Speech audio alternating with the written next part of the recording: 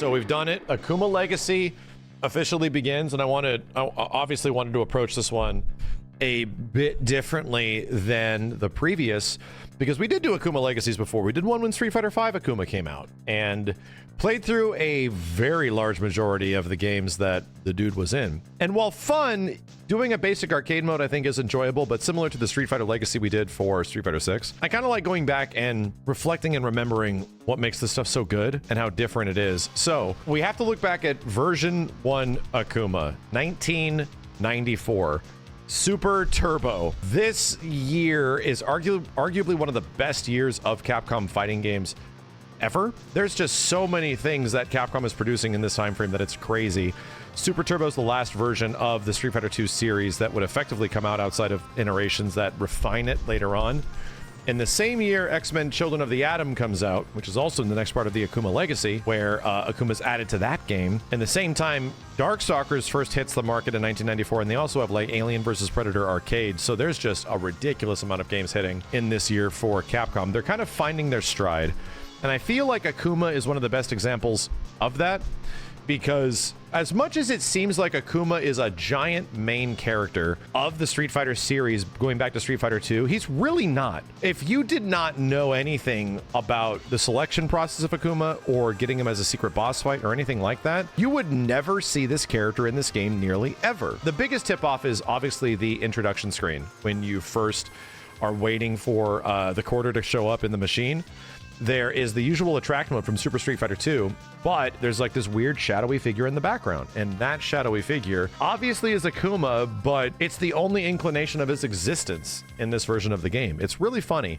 It wouldn't be until like later versions you see like the 3DO version, which I have a box of in the back, is his character actually prominent on the front of a box where it's like, oh, this is a big marketing and promotion. Hey, we got this crazy version of Ken and Ryu together as this evil guy. And I even remember rumors about that. People would say like Ken and Ryu merged and they turned into Akuma because nobody knew anything. Like he was easily one of the most mysterious characters like ever. Even when you go through the process of selecting him in the arcade version, he's like blacked out. He's like a blank slate character and you're just like, what the heck am I even picking? And this was sort of the first time I remember there being a character select code in even an arcade version of a fighting game. I think there might have been some instances before that. There might be something in an SNK game or a Mortal Kombat or something along the lines.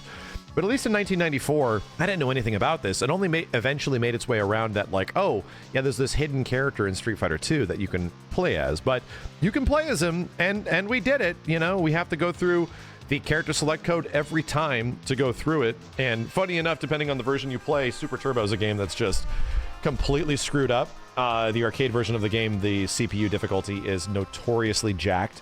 It's almost impossible to play.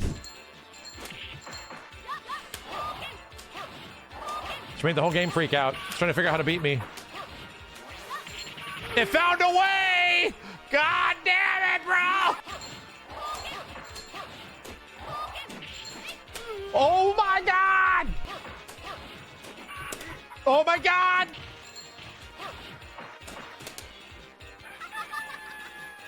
Fighting for my life, dude. I'm sitting here fighting for my goddamn life. Unless you know tricks to get around the AI. And Akuma was no different. Weirdly enough, the version we played, which was Super Street Fighter 2 X, that version of Akuma didn't do much damage.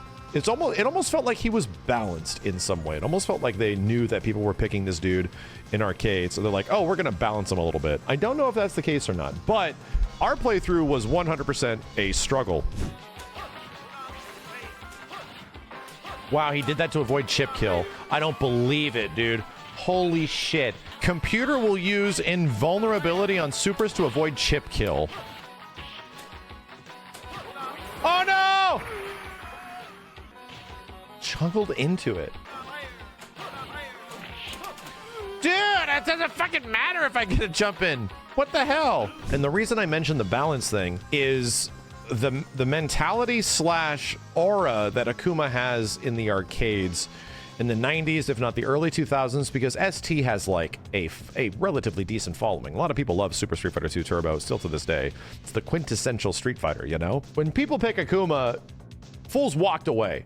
in the same way, I can almost compare it to some other games where, you know, if you see someone pick War Machine, Gold War Machine, and MVC1, you're like, buddy, really? But this was actually worse. Like, Akuma, if you went against in the arcade and somebody chose that character, this was a character that was banned in tournament, and that's nuts, because Super Turbo is a game that introduces characters like Old Sagat, albeit also busted AF, like an insanely good character by reaches and bounds, the best character in Super Turbo.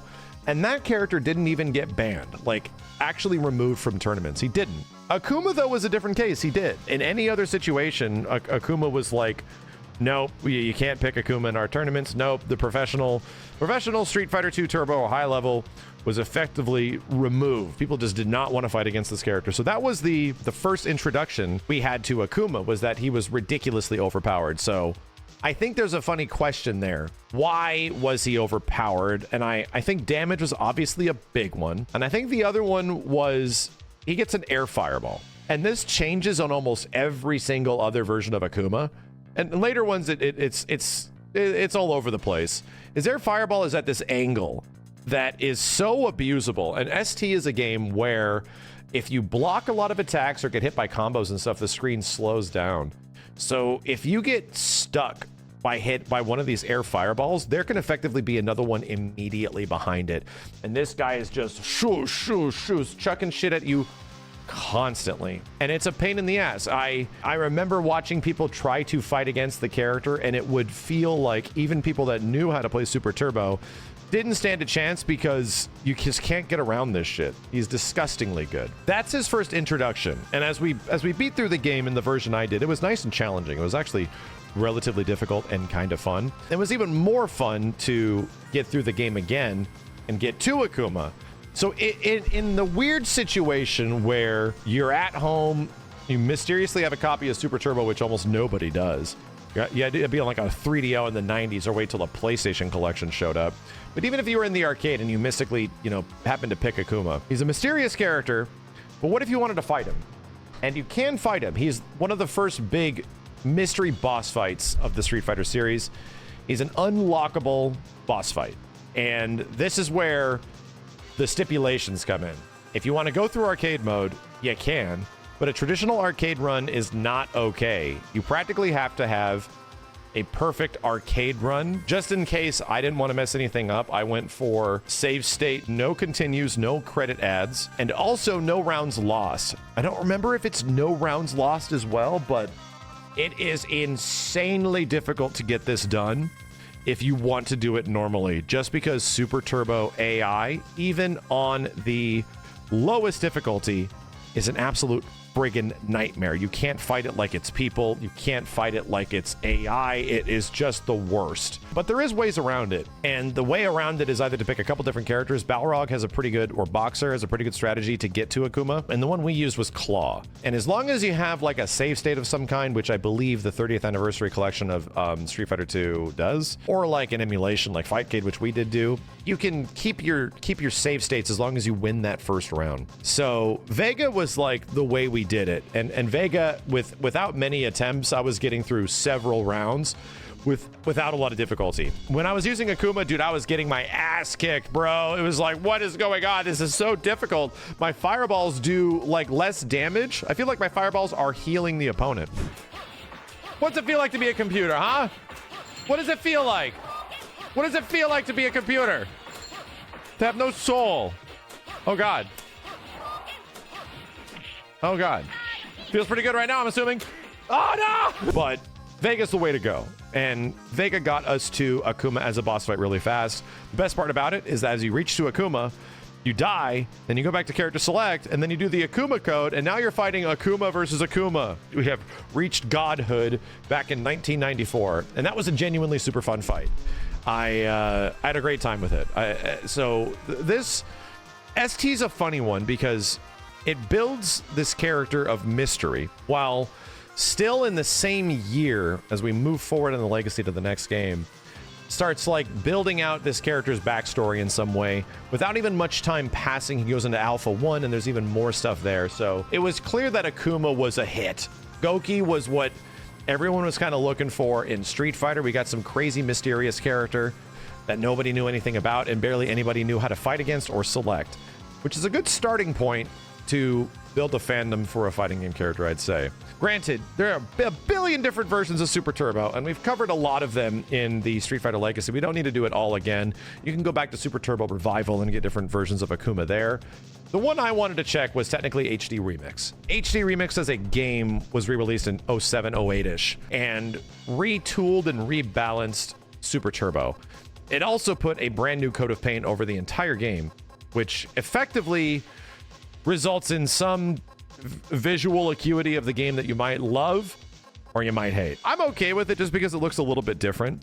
The best part about it is that they retool all these assets like 10 years later in Ultra Street Fighter 2 exclusively for the Nintendo Switch, which is still an absolute bummer, dude. Crazy part about this game is that they don't only make Akuma just playable at the start, they also add Evil Ryu, they add Violent Ken. All these characters are effing busted. Everyone's super screwed up in this game. But through a very weird code and through like costume selection, Shin Akuma is also in this game, and he's also selectable. That means you can go into the effective dramatic battle that is in Ultra Street Fighter 2 and stick two different Akumas on one team and go whoop ass. There we go. Shin Akuma and Akuma versus Violent Ken. This is what you've all been waiting for. Fight! Yeah, screw this guy. Fuck him. I'm gonna zip and I'm whipping. Oh, he's kicking my ass.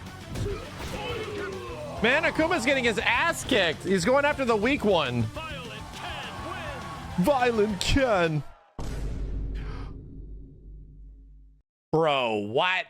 That's fucked up. You wait, what? And I still find this to be some of the most fun shit. Like, even in the alpha games, much less any other version of Street Fighter that allows for dramatic battle, I love this stuff. So really, I think if you want to play as some of the most fun classic 2D versions of Akuma, especially Street Fighter 2 iterations, it's, believe it or not, in Ultra Street Fighter 2 of all games. Shin Akuma has a disgusting double air fireball that is just impossible to work around, and if you at least team him up with another Akuma, you can save the other one by preventing him from dying constantly. I had a lot of fun with this game, and I feel like every single time I fire up Ultra Street Fighter 2, I'm able to find something new and different and weird and creative, and playing Akuma is really fun here. This is just the beginning, and it's crazy to think that even in the Street Fighter 2 iteration of Akuma, he would go through so many weird changes and adjustments all the way until 2017. And what I appreciate about Akuma and doing another legacy for this character is that where things eventually go is really crazy. And Akuma shows up in so much shit,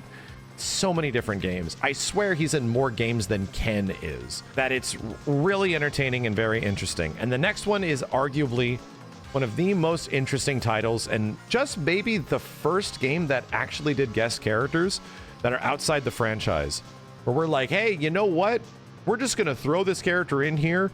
What does it allude to? We have no idea. Maybe we're just doing it for goofy fun. But seriously, seeing this whack-ass 2D 1994 sprite of Akuma from Street Fighter 2 fighting alongside a Cyclops that has approximately 6 billion frames of animation is truly some funny shit.